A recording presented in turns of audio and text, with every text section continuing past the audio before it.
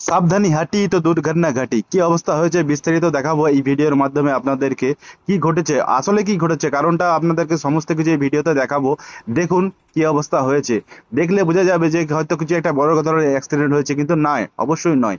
এটি হচ্ছে একটা টেলারটি ধান লোড ছিল, আর এটি যাওয়ার সময় হঠাৎই টেলারটি চেক নাট স্লিপ হয়ে রাস্তার মধ্যে পাল্টি হয়ে যায়।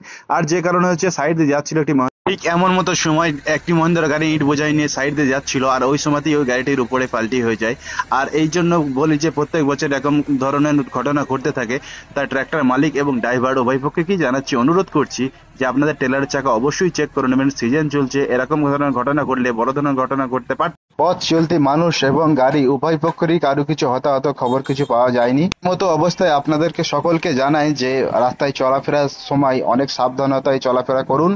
একটি জীবন একটি পরিবারের কাছে অনেক অনেক মূল্যবান। সেফ ড্রাইভ সেফ লাইফ চারিদিকে চলছে, আপনারাও সেফ থাকুন, নিজের পরিবারকে সুস্থ রাখুন, ভালো রাখুন। ছুটির দিনে বাড়িতে থাকুন, বাড়ির সাথে আনন্দ উপভোগ করুন এবং পরিবারের সাথে সময় কাটান।